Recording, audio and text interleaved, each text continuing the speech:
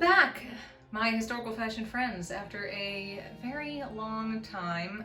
This is my new lair, which I'll be posting a video about hopefully very soon. I got kind of sidetracked because work was super busy, and then I was fostering this little baby, and then this one, and then also found these two, and had a bunch of trips where I was away for work, so I couldn't really make any progress on projects or film anything.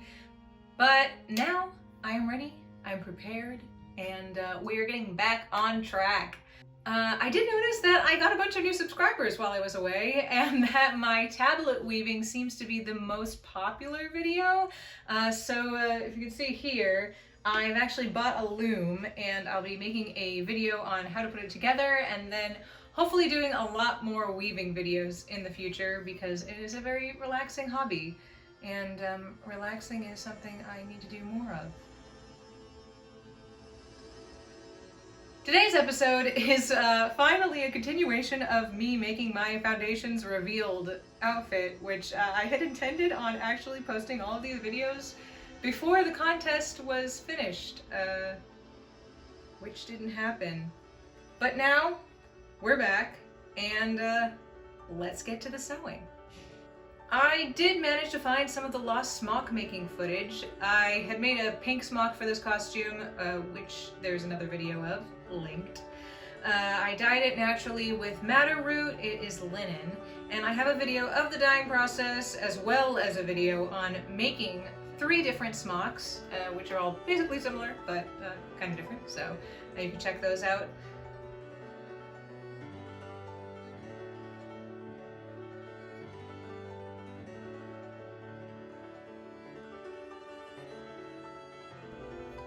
In my original plans for this outfit, everything was going to be loose fitting, basically made from rectangles and squares. But after my dyeing disasters, see here, I realized that I needed to be a little more conservative on fabric usage, and I ended up creating something a little more form-fitting, which I'm actually really glad I did. Here's a few videos of my drafting process. I used my mannequin to drape and draw out the desired pattern on my mock-up fabric. Up top you can see my drawings of various design ideas I had for this costume. Originally I was going to make a floor-length skirt and then have it hook into some eyes underneath and become a shorter skirt, but with the thickness of the fabric I don't think that would have looked very nice, and I ended up doing a mid-length skirt.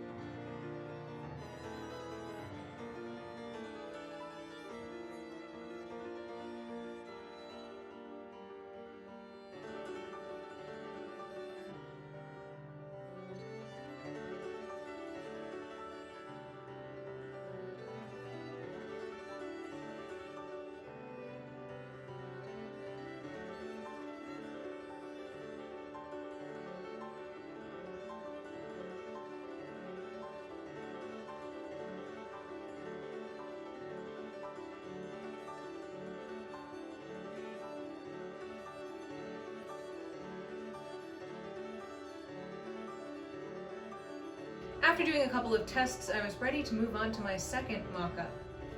I found this thick yellow fabric at the thrift store, and I thought it would be perfect for making a mock-up as it was just about the same weight as my wool. Using my purple mock-up as a guide, I added length to the bottom and elongated the skirt to my desired length.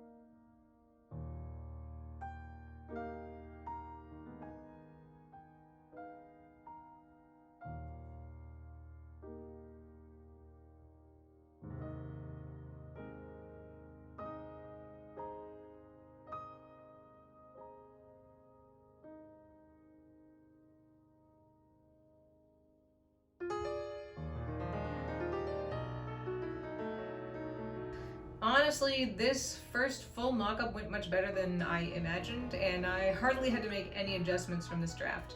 Also, as a side note, I think this pattern would make an amazing coat if I added long sleeves, so I might revisit this later. The hardest part for me about drafting this was deciding where the neckline was going to go.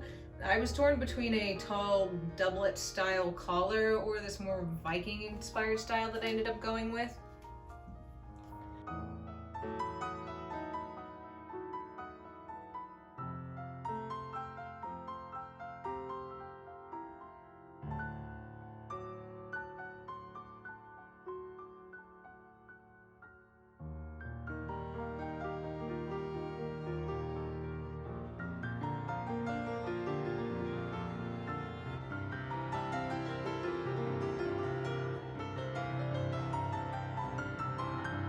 Once I was satisfied, I seam ripped each one of the panels and used them as pattern pieces to cut out the wool and linen lining. If you want to see my insane dyeing process for this burgundy wool, as mentioned before, please check out the video link below.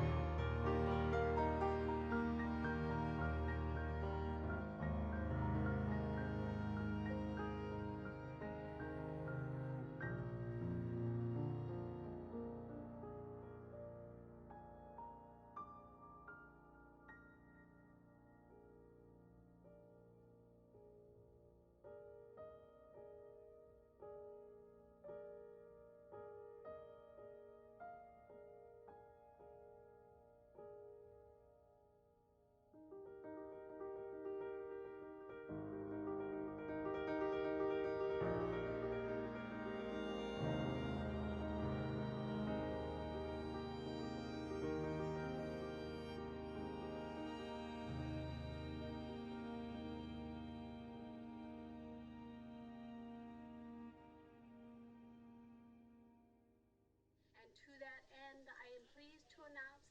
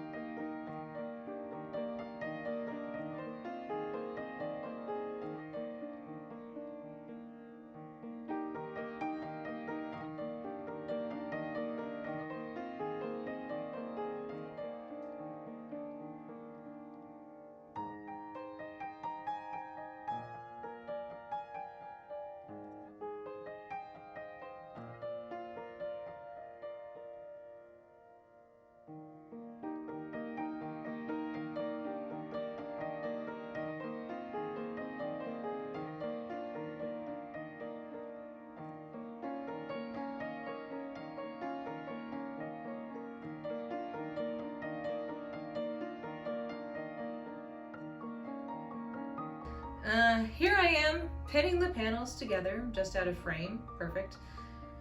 Fun fact, both this white linen and the wool were thrifted. I don't actually buy any wool firsthand, which can make it a bit difficult to find yardage that I want for my projects, especially if I'm dyeing them because they tend to shrink a lot. My plan was to make the white lining the main lining of the costume, with the third layer being only on the top half. At this point, I still wasn't sure if there was going to be any transformation element to this garment. Of course, my personal assistant had to show up and help me out by jumping on everything I was trying to pin.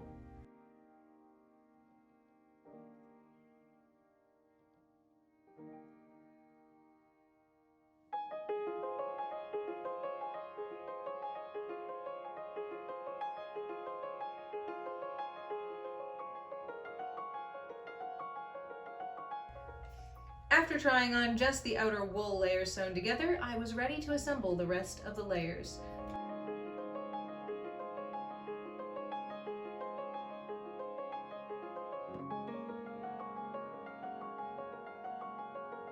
The gold innermost layer was only made to stiffen the structure of the top half and add a potential to attach a removable skirt or hook up this skirt to make it a shorter length. This fabric was dyed using onion skins and is a part of the same video as the madder dyed smock.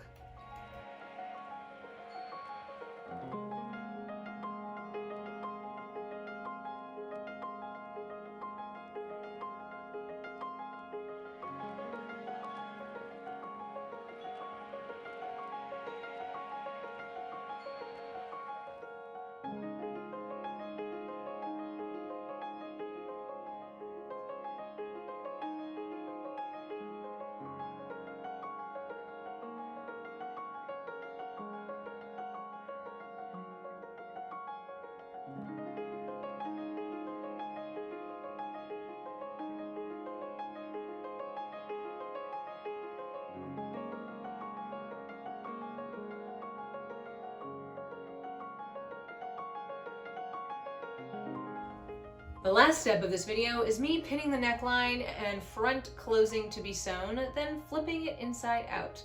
Come back for my next episode where I finish the armholes, hems, and add trim.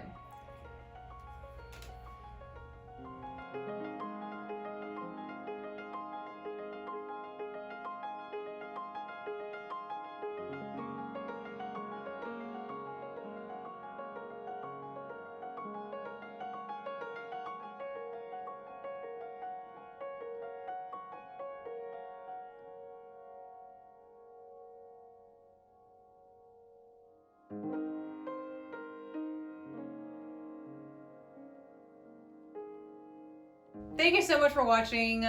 I think my new video schedule is going to be one video per week, maybe every 2 weeks. That will just probably work out better, although I am trying to kind of create a lot of things ahead of time now and then post them. So that will seem a little bit more manageable. Subscribe if you want to continue seeing more historical costuming, weaving, and dyeing experiments. I'm thinking of getting a hot plate for my new lair to do some dyeing in here and stop destroying my kitchen, which would be preferable for myself and my husband. Be sure to hit the like button and follow me on Instagram.